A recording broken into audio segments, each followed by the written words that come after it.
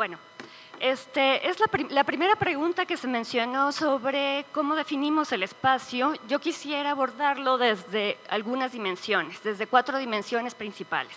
Por ejemplo, está la material física, que es en realidad lo que concebimos dentro de la ciudad, la forma más física en la que se expresa. Después está la social simbólica, que tiene una relación con lo cultural, con la percepción que tenemos, con la subjetividad, con la parte de las relaciones sociales. Y la tercera es sobre la política. En realidad las relaciones, cómo se relacionan y cómo se anclan en la parte política y relacional a través de la participación o no. Y otra sería la transversalidad de diferentes grupos. Por ejemplo, el caso de los adultos mayores, el caso de los niños y obviamente el caso de las mujeres en la construcción del espacio. Y a partir de esto quisiera distinguir entre 3 conceptos principales. Uno que es el espacio urbano, el espacio social y el espacio público.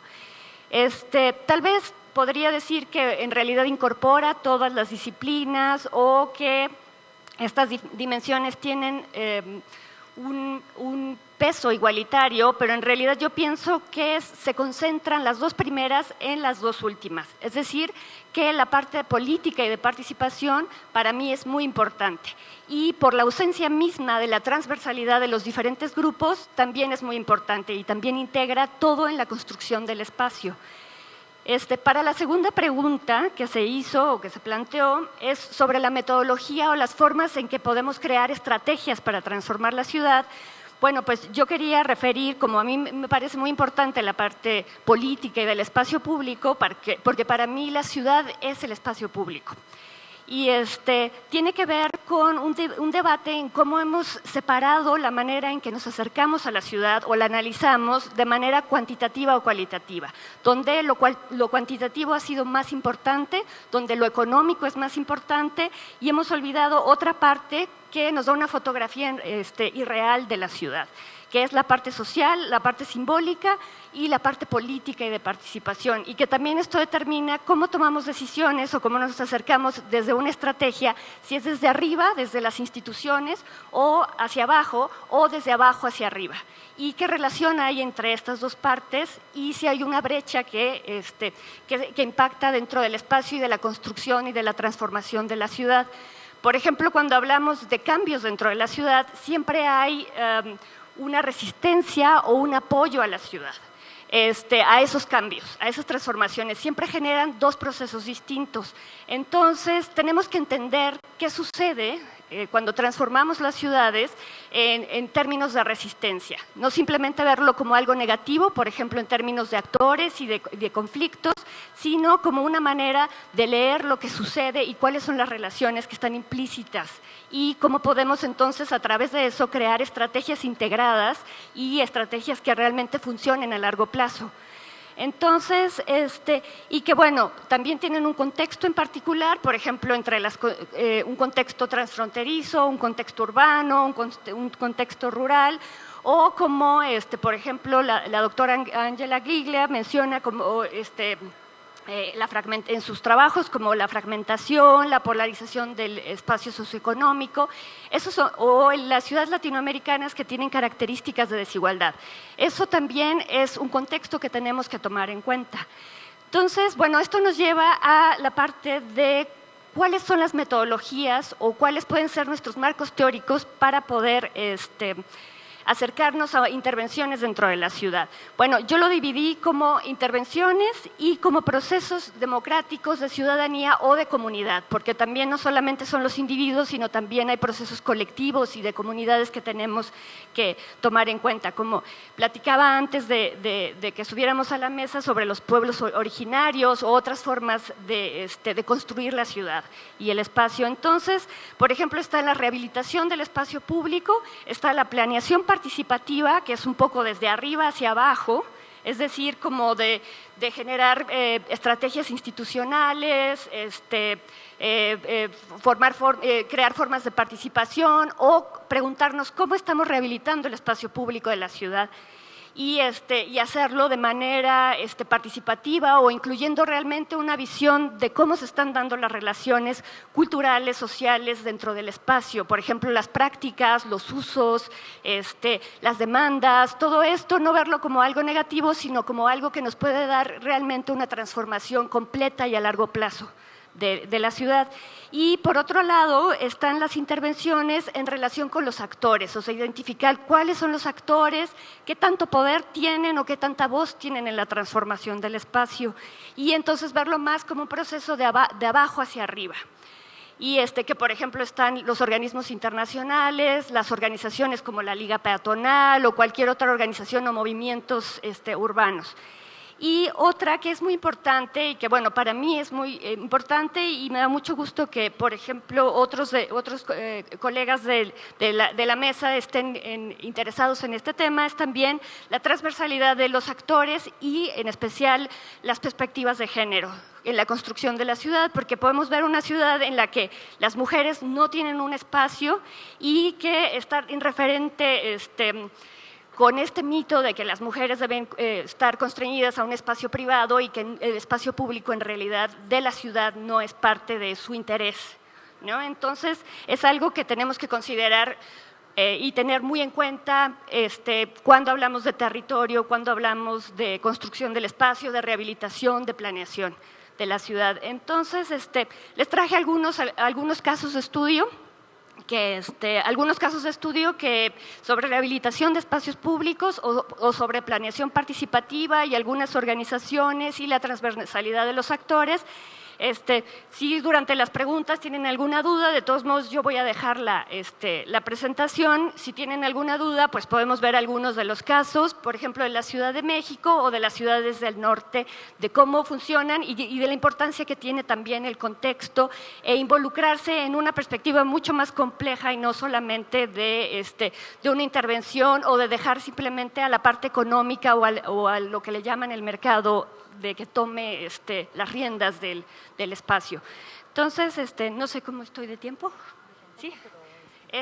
Bueno, yo quisiera como darle tiempo a los colegas para que pudiéramos como, espero que estas ideas generen como algún debate o alguna inquietud entre los ponentes y el público. Gracias. Muchas gracias, Mónica.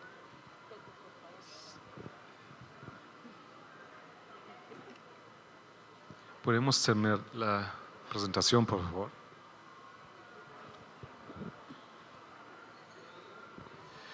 Muy buenos días tengan todos ustedes. Yo en esa mesa de estudios transdisciplinarios sobre el espacio urbano represento la teoría y la historia de la arquitectura y atiendo las dos preguntas. Primero, el concepto transdisciplinario en el torno al espacio. Mi trabajo se enfoca en el análisis del acto de ver, la estética, como cognición sensorial, no como definición normativa de lo que es bello, sino recuperando una noción de la filosofía antigua de Grecia. En el acto de ver ya se configura un conocimiento. Nos emociona ver un espacio urbano, una arquitectura, pero también se configura un conocimiento. A eso me dedico. Y va un poco lento esto, sí. Y entonces aquí puse una tabla con un sinnúmero de impresiones urbanas. Estamos aquí en un congreso de arquitectura. Y existe el peligro de enfocarnos en las bellezas, en las joyas, en las perlas de la arquitectura, pero la realidad es otra, es esta. Entonces, nuestro cerebro cada día tiene un trabajo de entender y procesar esos estímulos visuales que demuestran una diversidad social, una segregación social, una diversidad de las formas arquitectónicas planeadas y no planeadas. Y entonces las disciplinas que yo represento son la historia de la arquitectura, también la historia de la cultura y la historia de las ideas e ideologías. Y doy un ejemplo Mis breves intervenciones o mi breve intervención de hoy se basa en un estudio que hice sobre las epidemias visuales que se generan en Las Vegas y que determinan la arquitectura y el espacio en la Ciudad de México, disponible en este libro. Y doy un ejemplo, es la iglesia que tal vez todos conocen ustedes frente al Perisur, que es un caso obvio para lo que Robert Venturi en su famoso libro Learning from Las Vegas llamó Duck, el pato, es decir, un espectáculo. Y ahí está mi hipótesis del neobarroco de Las Vegas en la Ciudad de México. El espectáculo arquitectónico encubre la miseria social. Es un principio de Las Vegas y también del barroco histórico, pero, digamos, va más allá. Si hablo del barroco histórico, aquí les presento una iglesia de Roma, San Carlo alle Quattro Fontane. Si investigamos la historia de la arquitectura de Roma en el siglo XVII, vemos obras sobresalientes de fachadas monumentales que encubren una ciudad en crisis, con hambre, con muchas partes de extrema pobreza, etc. Entonces la respuesta del papado en esos momentos en el siglo XVII era el espectáculo, el espectáculo arquitectónico. Y un segundo ejemplo de cómo la cultura de una fachada, digamos, nos determina el espacio urbano en la actualidad. Les presento aquí un templo de una secta que tiene el lema "Pare de sufrir", muy interesante el concepto, y que es un ejemplo clásico también de Robert Venturi, de la campaña decorada, es decir, una caja con una fachada que llama la atención, que promete mucho y no cumple mucho.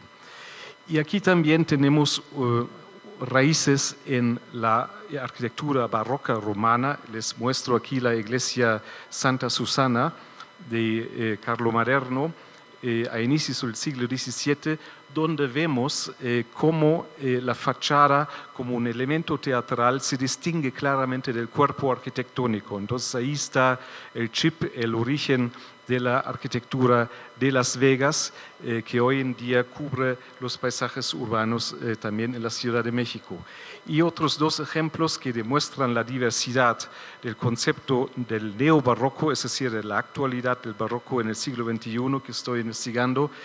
Al lado izquierdo, la recepción de fórmulas visuales como la balaustrada barroca en la autoconstrucción, y al lado derecho, digamos, un shopping mall con una fachada espectacular pero mal hecha que genera un brillo en un ambiente deteriorado. Eso es como mi contribución. Uno de los puntos claves para mí es hoy en día, y en especial en la Ciudad de México, la redefinición de la relación entre arquitectura, entre ciudad y naturaleza. Y nos enfrentamos también a una tendencia neobarroca, como vemos aquí al lado izquierda, un ejemplo entre miles y miles en la Ciudad de México del manejo ornamental de la vegetación y su modelo, aquí al lado derecho, una fotografía de un hotel casino en Las Vegas. Ese también tiene un antecedente, a ver si... Sí. Un antecedente es claramente una referencia al jardín barroco francés, donde el elemento de la vegetación no tiene autonomía, no tiene anarquía, sino funge como elemento decorativo, está reprimido un esquema arquitectónico. Aquí les muestro un jardín barroco francés. Y llega a esos extremos que cerca del llamado shopping mall en Interlomas, donde la vegetación nada más aparece como una silueta en una rebanada de concreto armado. A esos fenómenos nos enfrentamos, y puedo también señalar atrás de nosotros el muro verde de plástico. Entonces esos son fenómenos críticos a los cuales me dedico. Y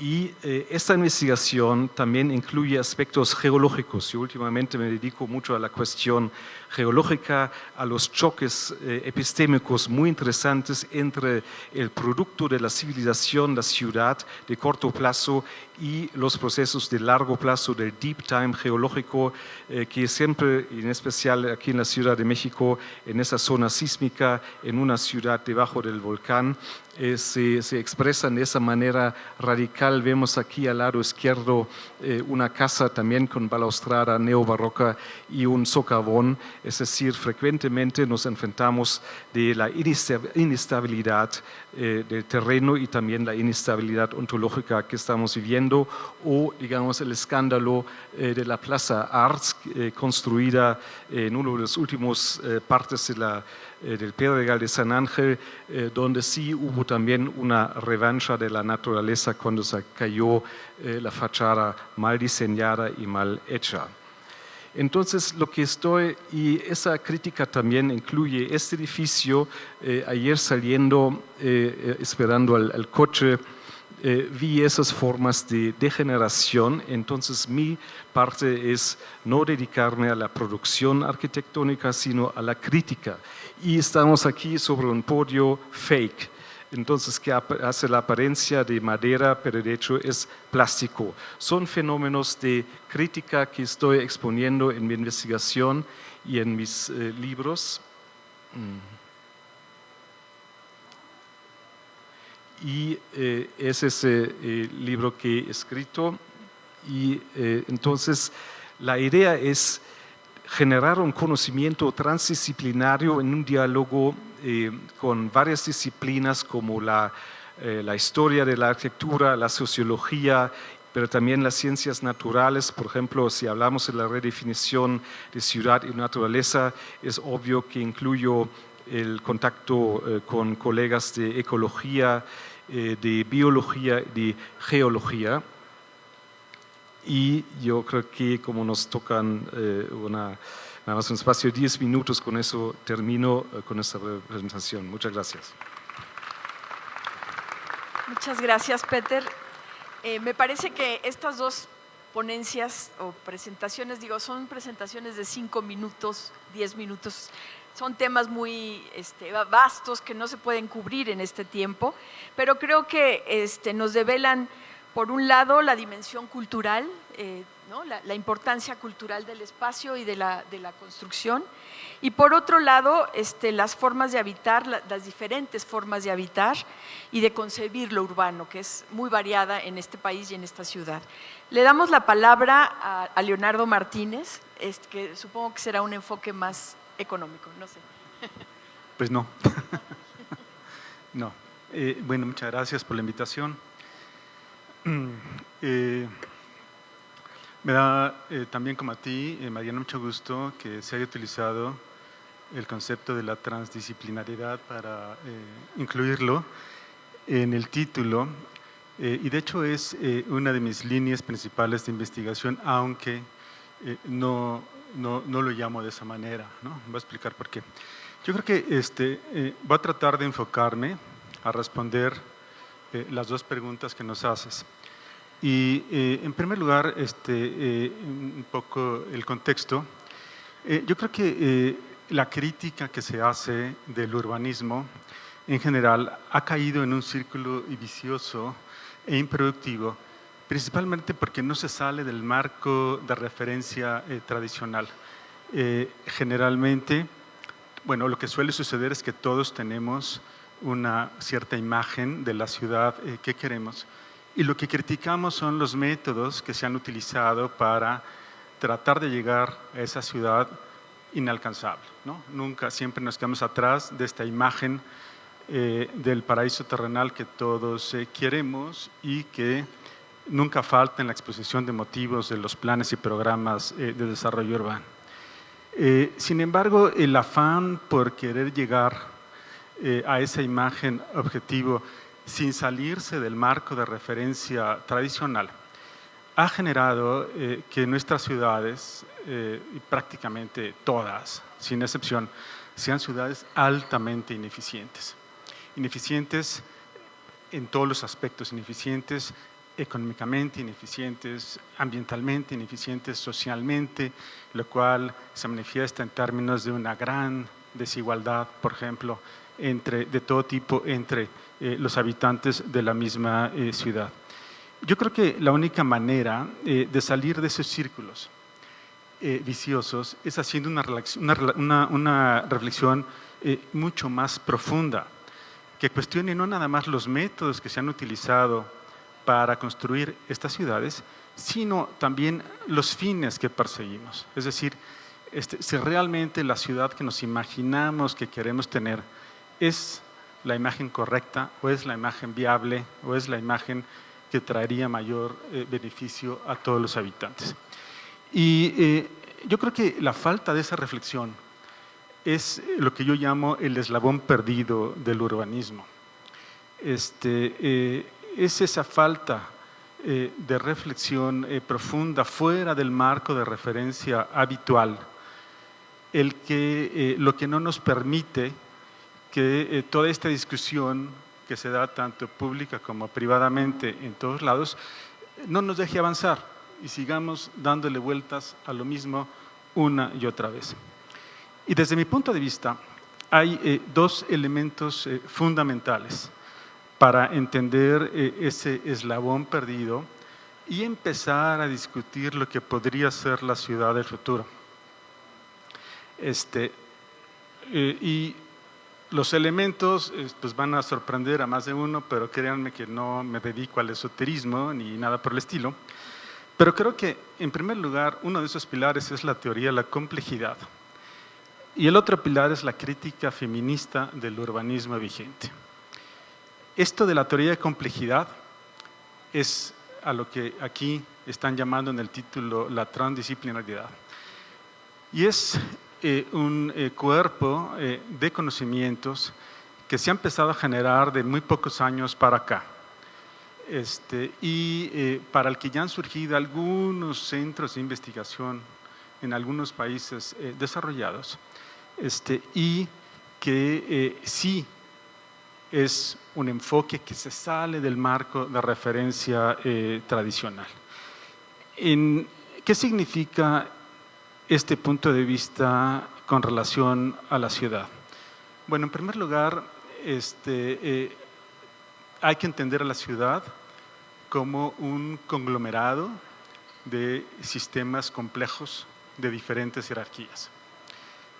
Esto significa muchas cosas, pero para ponerlo de la manera más simple, en primer lugar, hay que reconocer que el funcionamiento de la ciudad depende de las relaciones, de millones de relaciones que se dan constantemente entre un gran número de variables, aspectos y factores, que incluyen muchas cosas, incluyen desde el uso del suelo, ¿no?, la distribución de los orígenes y los destinos, las plataformas digitales, los lugares en donde la gente trabaja, se educa, va a comprar, etcétera, etcétera. Entonces, la ciudad es realmente un fenómeno terriblemente complejo. Y esas relaciones no son sencillas ni de identificar ni de estudiar, son relaciones que matemáticamente se llaman no lineales, porque a veces en estos modelos, cuando uno modela un fenómeno a través de estos sistemas, pues obtiene a veces resultados verdaderamente inesperados, insospechados, que es lo que pasa en la vida real. Son relaciones dinámicas porque evolucionan constantemente en el tiempo y algo que las hace todavía más complejas, se dan simultáneamente tanto en el espacio como en el tiempo. Son relaciones tanto espaciales como temporales. Entonces, de esto hay muchos ejemplos, ¿no? Por ejemplo, el problema cuando nos referimos al urbanismo o al desarrollo urbano es que hay un componente inercial muy poderoso que nos ha enseñado a ver a la ciudad como un plano, ¿no?, como si fuera un plano arquitectónico. Y entonces, pues todos nosotros conocemos muy bien estas cartas urbanas en donde tenemos el límite geográfico de la ciudad y una cierta distribución de pequeños polígonos de diferentes colores que corresponden a los usos del suelo, la famosa zonificación, etcétera. y con base en ese instrumento eso se ha convertido en un instrumento de planeación urbana. El problema es que esa visión de la ciudad no tiene nada que ver con la ciudad que vivimos todos los días. Es como si ustedes quisieran representar el proceso de combustión interna, que es muy complejo porque hay muchos elementos y hay un gran intercambio de masas y energía, con la foto del motor del monobloc, del motor de combustión interna por afuera. Esa foto del motor que ustedes están viendo es el equivalente al plano que representa a la ciudad. Exactamente. Y el proceso terriblemente complejo de combustión interna que sucede dentro del motor es lo que está abajo del plano que no vemos y que es lo que hace que la ciudad funcione de cierta manera.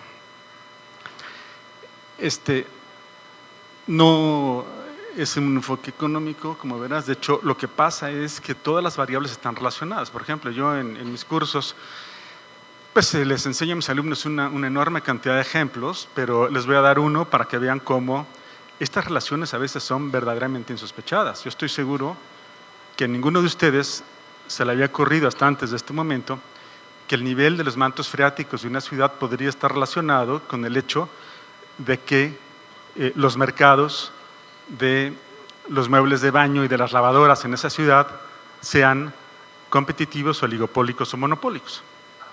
Entonces, bueno, siempre aprendí yo el diagramita de ingeniería, de cuánta agua entra, cuánta se saca, cuánto se filtra, etcétera. Pues el manto freático, bueno, pero la verdad es que también puede estar relacionado con el hecho de que el mercado de muebles de baño eficientes o de lavadoras tenga una estructura monopólica o sea altamente competitivo. Y hay una relación clarísima. Pero si nosotros vemos a la ciudad con el enfoque tradicional, lineal, nunca nos vamos a dar cuenta de que existe una gran cantidad de relaciones que hacen que la ciudad funcione de cierta manera. La contaminación atmosférica, que es otra de mis líneas de investigación, es un ejemplo clarísimo. Durante muchos años, el enfoque de la política pública para poder controlar el problema de la contaminación atmosférica fue el de los ingenieros ambientales. Es decir, era un problema tecnológico en donde lo que había que hacer pues, era controlar la cantidad de emisiones que salen de los vehículos, de los coches y de las chimeneas de las fábricas. Desde este punto de vista, eso es nada más una explicación de todo el fenómeno de la contaminación atmosférica. Y en mi opinión, el problema de la contaminación no lo vamos a poder resolver si no le entramos vehementemente al tema de la transformación urbana.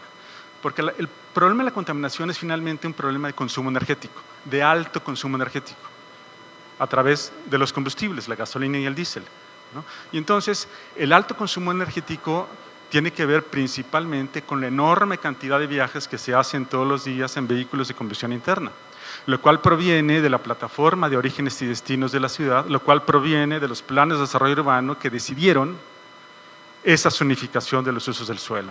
Entonces, ese es un ejemplo también de muchos que podemos dar. Y para pasar al segundo de los pilares muy rápidamente, es algo que cada vez estoy más convencido de la importancia y el papel fundamental que debe de tener este pilar en la crítica de las ciudades que tenemos. Y es la crítica feminista del desarrollo urbano. Por supuesto que no vengo aquí a echarle gasolina a la guerra de los sexos, sino yo creo que aquí mi opinión es simplemente hay que ser un poco más humildes, hay que ser autocríticos y darse cuenta de que esa crítica tiene un gran sentido común. ¿Y de dónde viene? Bueno, pues es que el urbanismo ha sido históricamente el mecanismo a través del cual los valores y los principios de una sociedad se plasman en el espacio. Y entonces esos principios y esos valores es el deber ser de cómo debe organizarse la sociedad, se plasma en el espacio. Y un ejemplo muy claro de este mecanismo es el principio de la zonificación de los usos del suelo, en donde ya Mónica tocó así de reojo un poco el tema. Entonces, al inicio, pues ese fue eso corresponde al hecho pues, de separar las actividades principales de los hombres y las mujeres, la producción y la reproducción, ¿no? El empleo y la casa, el cuidado de los niños, los ancianos y los enfermos para la mujer. Y entonces eso acotaba de alguna manera sus espacios y los viajes que tienen que hacer todos los días. Sin embargo, aquí no se trata de ver quién tiene más o mejores derechos o a quién se le respetan o no. Es el hecho de simplemente, si entendemos a la ciudad como un fenómeno complejo, todas estas ineficiencias que la ciudad genera para la realización de las actividades de las mujeres, también influyen en la otra mitad de la población que somos los hombres. Entonces estamos en el mismo barco. Y esa es la crítica de fondo del feminismo. No es acabar con los machos, etcétera, simplemente reconocer, ¿no?, estos aspectos de fondo que son estructurales y que han determinado la forma en la que se han construido las mujeres. Las ciudades. Entonces, ¿qué es lo que hay que hacer aquí? Bueno, pues de nuevo, hacer esta reflexión profunda, ser un poco más humildes, más autocríticos y ver cómo se puede transformar la ciudad para que todos vivan mejor. Muchas gracias. Muchas gracias. Bueno, creo que le mostraste muy claramente la implicación que tiene la transdisciplina y la importancia que tiene para entender a la ciudad, ¿no?, y al espacio y el tiempo. Le damos la palabra a Manuel Bartlett. Yo me voy a parar.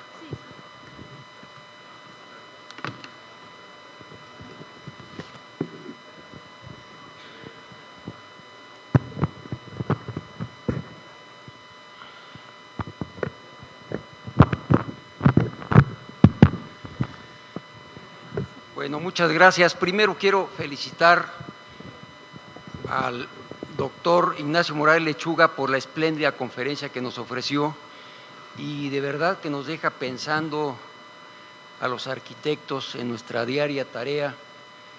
Nos habló del viacrucis que realizamos todos nosotros y otros compañeros más diariamente en esta ciudad y en otras ciudades con las autoridades.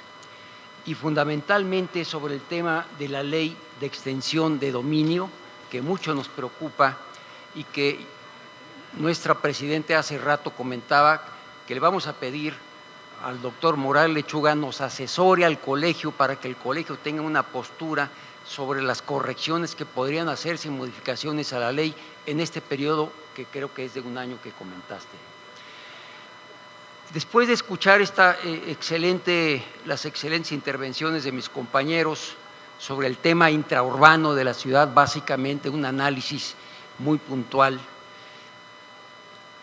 y la última intervención que nos despierta a todos sobre el tema de ver la ciudad como un plano, y que eso es lo que hemos estado combatiendo durante más de 30 o 40 años en este país, y que la autoridad competente no ha logrado entender todavía.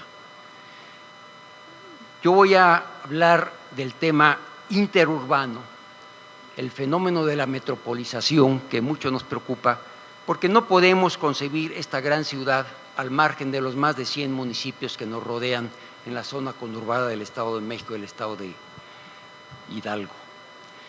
El fenómeno de metropolización, como sabemos, genera importantes desafíos en las grandes concentraciones urbanas y en el caso de México, nuestro país, aún sigue siendo una asignatura pendiente por enfrentar y superar. Seguimos analizando las ciudades intraurbanamente, olvidándonos de la región. Ciudad y región tienen que analizarse de manera conjunta porque ya se dijo aquí, hay flujos, hay intercambios, hay transporte, hay movimientos, la movilidad urbana es inter e intraurbana. Ese es el punto central que tenemos que entender. En este sentido, la gobernanza metropolitana juega un papel fundamental en el desarrollo de México contemporáneo y se ha convertido en uno de los retos prioritarios que los mexicanos no hemos sido capaces de enfrentar con éxito satisfactoriamente.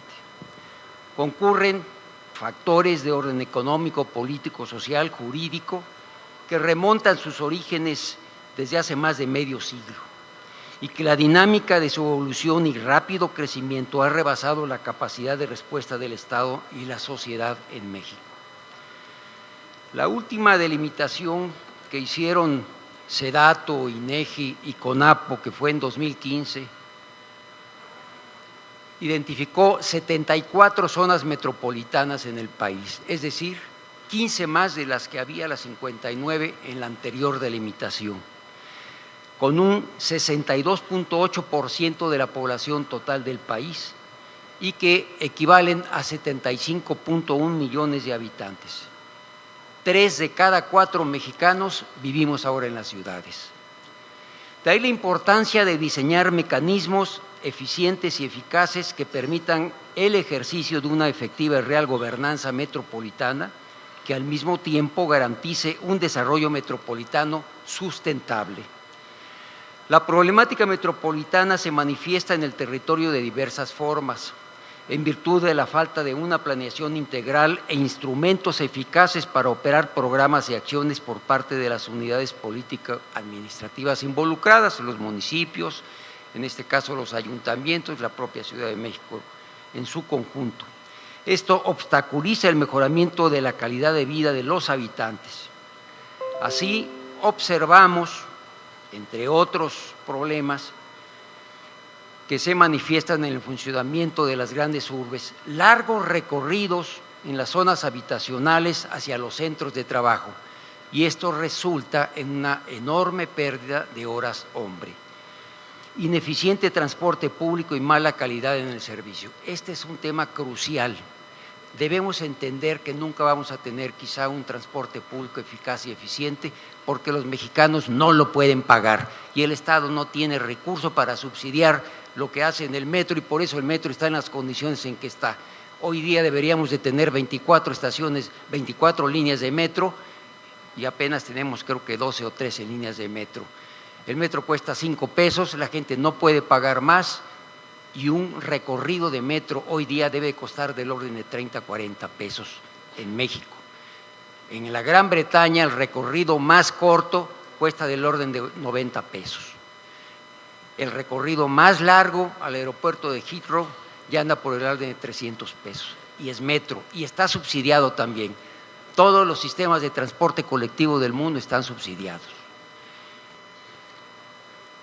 Proliferación del vehículo privado como consecuencia de lo anterior, situación que genera contaminación ambiental y saturación de la infraestructura vial. No va a haber infraestructura vial capaz de resistir a los vehículos que circulan diariamente, siempre estarán ganando el paso. Hoy día un vehículo se compra con 750 pesos al mes, pagando durante 10 años. Toda la gente tiene acceso a un vehículo. De continuar las tendencias actuales, las ciudades, fíjense este dato tan importante, las ciudades y las zonas metropolitanas mexicanas albergarán más del 85% del crecimiento poblacional de los próximos 20 años. Esto plantea la necesidad de poner en marcha estrategias integrales y de largo plazo para avanzar en la conducción del desarrollo urbano y de la ordenación territorial. La capacidad de los gobiernos locales para ampliar y fortalecer la oferta de infraestructura y servicios se ha visto rebasada por el acelerado crecimiento demográfico de la mayoría de las ciudades y zonas metropolitanas del país. En este contexto, la Ciudad de México y su zona metropolitana no son la excepción y su crecimiento ha sido exponencial desde mediados del siglo anterior. El mismo reporte de la SEDATU, INEGI y CONAPO ubica a la zona metropolitana del Valle de México hoy día con 20.8 millones de habitantes y representa el 17% total nacional, genera el 31% del Producto Interno Bruto. De este 31%, el 83% lo genera el sector servicios. Recordemos que en los años 60 y 70 la salida de las industrias que generaban una parte muy importante, la industria de la transformación y otras más, hoy día ya no ocurre de esta manera. Somos una ciudad de servicios eminentemente. La falta de opciones de suelo para la población de menores ingresos se ha venido reflejando, entre otras manifestaciones, en la ocupación irregular del territorio. Es indiscutible reconocer que a pesar de los grandes problemas ocasionados a lo largo de los últimos 50 años por el crecimiento no planeado de la zona metropolitana del Valle de México, esta, junto con el resto de las zonas metropolitanas del país, ha contribuido a la formación de una importante parte de la riqueza nacional y se ha convertido en motor del desarrollo de México. Finalmente, el tema de la gobernanza metropolitana, para que dé resultados, será muy importante convencer a las autoridades, al gobierno federal y al Congreso de la Unión, de que las inversiones que se realicen sean selectivas, es decir, que todas las zonas metropolitanas a través de una comisión metropolitana integren un programa metropolitano de desarrollo sustentable y que selectivamente a los grandes proyectos el Fondo Metropolitano que tiene el Congreso de la Unión, que tiene la Cámara de Diputados, mejor dicho, se pueda emplear para que esto pueda hacer una planeación real y eficiente. De tal suerte que si esto ocurre y si los gobiernos, los tres órdenes de gobierno entienden la problemática, estaremos en camino de verdaderamente hacer una planeación real, una planeación urbano-regional. Muchas gracias.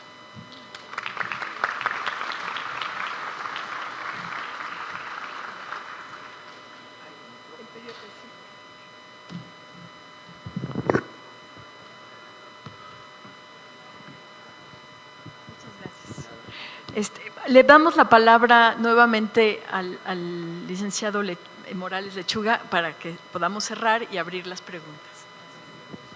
La realidad es que no tengo nada más que agregar y mucho por aprender, eso sí, de todas las intervenciones anteriores. La verdad no quiero ser ni repetitivo ni reiterativo, pero me han encantado todas las intervenciones, han sido muy útiles, así que le paso el micrófono. Bueno, muchísimas gracias. La primera pregunta que nos mandan y que cualquiera de nosotros puede contestar es: ¿cómo se puede mejorar la percepción de ciudad en colonias populares o zonas a las cuales no llegan recursos? No sé si alguno de ustedes quiera, tal vez Mónica. Bueno, sabemos que en la ciudad hay una desigualdad de cómo se distribuyen los recursos, que es muy importante tomar en cuenta cómo tratar de igualizar, de crear formas para que estos recursos lleguen de manera más igualitaria.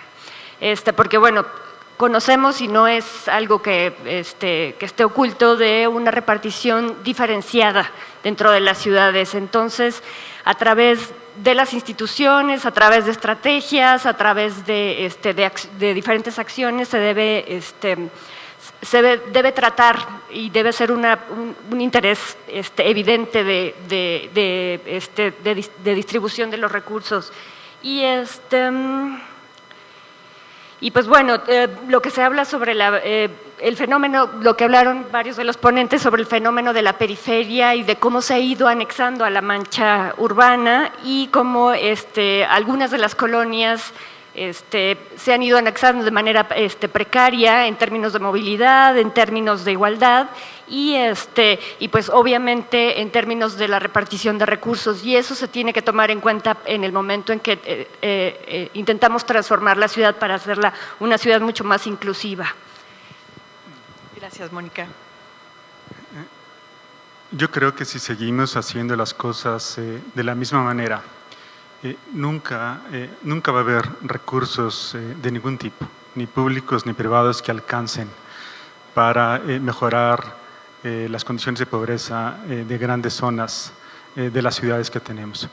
En mi opinión, la única manera de hacerlo en el largo plazo es iniciando una transformación urbana que permita que las personas de muy bajos recursos puedan, por un lado, encontrar los sitios en los que van a trabajar, educarse, a entretenerse, a comprar, mucho más cercanos, de tal manera que los costos de transporte disminuyan drásticamente, y dos, aprovechando, montándose en la nueva economía digital, en las redes digitales, porque esa es otra parte del funcionamiento de las ciudades que no se ha entendido, no hemos logrado entender cabalmente. Las redes digitales forman parte del funcionamiento de la ciudad. Cuando pensamos que una ciudad inteligente es la que está bien conectada y la que nos avisa cuántos minutos faltan para que el autobús llegue a la próxima parada, eso es una red bien conectada, pero no es una ciudad inteligente. Para que una ciudad sea inteligente, hay que tomar en cuenta esa parte física, que es la de infraestructura, ¿no? El equipo de las redes, pero también el alcance del uso, la intensidad de uso de las redes y la calidad de los contenidos que se transan, que se transmiten en las redes. Entonces, yo creo que todavía no entendemos muy bien hacia dónde puede ir la ciudad del futuro, pero por lo menos en México estamos a años luz de empezar a entenderlo. Gracias. Peter. Si la pregunta es en torno a mejorar la percepción, yo diría más bien activar la percepción. Los neurólogos nos pueden decir que no veo lo que no quiero ver. Existe en esa ciudad, digamos, unos 60% de colonias populares, pero las clases medias y altas ignoran esa parte deplorable de la ciudad y de una sociedad completamente segregada, con una de las más altas cifras de segregación en el mundo. Entonces, ahí está, por ejemplo, mi investigación en torno a la imagen de la ciudad. Antes de intervenir en colonias populares y antes de mejorar la condición de esas zonas donde no alcanza, digamos, el trabajo de arquitectos, urbanistas ni la inversión, son zonas olvidadas, marginadas. Al inicio debe ser un proyecto de concientización visual, de exponerse de manera directa y dura a ese fenómeno de crisis de esta ciudad. Entonces, para generar un compromiso, eso empieza en el acto de ver, en la producción de conciencia en nuestros cerebros. Yo me preguntaría, ¿mejorar para quién también? Porque sabemos que la cuestión estética varía mucho dependiendo de la etnia, la clase, etcétera. Entonces, cuando uno dice hay que mejorar la imagen de algún lugar, tendríamos que preguntarnos desde dónde se quiere mejorar y para quién se quiere mejorar. Nada más eso para mí. Bueno, yo veo el problema desde dos puntos de vista. Es decir, más que percepción, nosotros tenemos que tomar conciencia de la ciudad como el hogar común de todos, con la pluralidad, los contrastes que tenemos por la desigualdad social y económica. Si atendemos algún modelo como es China, que en 20 años ha rescatado de la pobreza al 40% de su población, y eso se puede visualizar, ha sido un cambio brutalmente rápido. Yo diría aquí en la ciudad que las zonas pobres que conozco están subutilizadas en su espacio, porque tiene 1 o 2 niveles en donde orgánicamente ha crecido la propiedad. Yo creo que si se pueden establecer modelos consensados, aceptados, para desarrollar, por ejemplo, 1 hectárea y además incorporar una serie de elementos de la propia comunidad que quieran disfrutar, no hablo de imagen o de percepción, sino de vida comunitaria, esa propiedad, esos 10,000 metros, estamos calculando que podrían valer el 40% de lo que se construya sobre ellos, y ahí hay un elemento de financiamiento a partir de lo que ya tienen. No van a tener que invertir nada más, no hay necesidad de pedirle al gobierno nada, simplemente las autorizaciones, pero esa es una riqueza en sí misma que se puede desarrollar, explotar y mejorar, y que mejora las condiciones de vida de esa comunidad. Es decir, el problema es hacerlo y que lo permitan las autoridades, pero yo creo que se puede hacer muchísimo y tomando en consideración muchos de los aspectos y factores que aquí se han señalado. Sí, tenemos que pensar en la ciudad compacta y tenemos que regresar a la política de barrios, que hace 50 o 70 años existía en esta ciudad, a donde identificábamos al policía de barrio, a donde identificábamos a los vecinos con toda claridad. Hay un gran problema en la ciudad que todavía no termina de resolverse, que es la irregularidad del suelo, de una gran cantidad de predios, sobre todo en las zonas populares. Se tiene que buscar una política de regularización. Nos decía hace algún tiempo, cuando existía el CORET, nos comentaban que en el país había del orden de 10 millones de predios irregulares. Se regularizaban 10 millones al año, pero caían en la irregularidad otros 10 millones cada año. Entonces es el cuento de nunca acabar. Se tienen que buscar otro tipo de esquemas, políticas y acciones más eficaces para la regularización.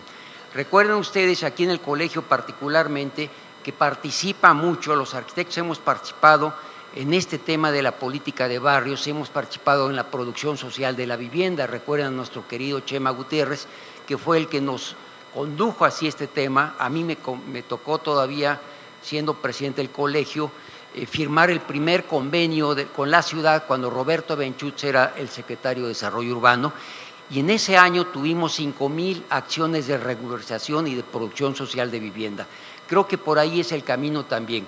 Y les digo una buena noticia, el RUB, y junto con todas las instituciones de vivienda del país y de la ciudad, están pensando en aplicar una muy buena parte de recursos y subsidio a la producción social de vivienda. Me invitaron a una encuesta que hizo el RUB recientemente y traía subrayado esto sobre el tema de la producción social. Entonces, esto y otras acciones más de mejoramiento urbano, de mejoramiento del equipamiento, tendrán que ir de manera conjunta para que tengamos buenos resultados. Gracias. Con esto concluimos la mesa, ¿verdad? Les agradecemos mucho a cada uno de ustedes por la participación y sus ideas tan importantes. Muchas gracias. No, hombre, muchísimas gracias a ustedes. Las aportaciones desde todos estos distintos puntos de vista y distintas especialidades, pues indudablemente es lo que enriquece nuestro discurso y lo que nos abre una vez más, refiriéndome a la ventana, nos abre esta oportunidad de mirar hacia nuevos horizontes, hacia alternativas, hacia caminos que no se han explorado y que tenemos el derecho y la obligación de atenderlos. Agradeciéndoles de parte del Colegio de Arquitectos de la Ciudad de México.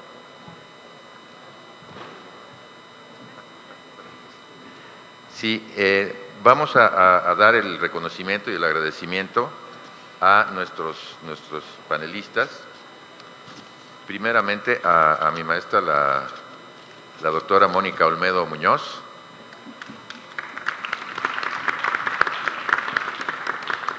Pásale para acá, Mónica. Mónica, pásale para acá si quieres. No, para entregarte un obsequio también que te tenemos. ¿Sí?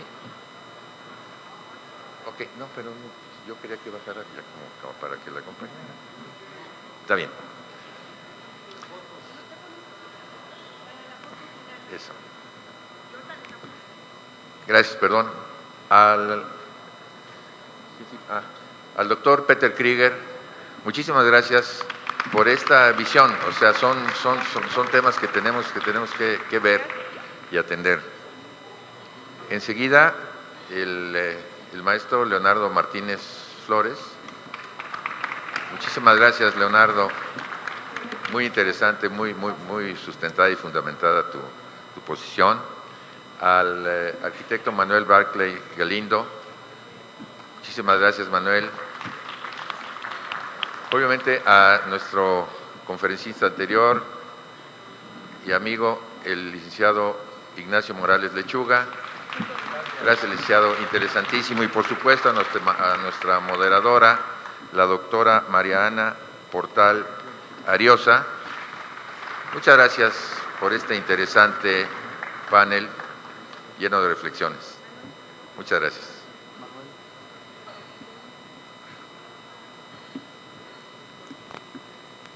Estamos en el momento de la foto. Eso. Mientras tenemos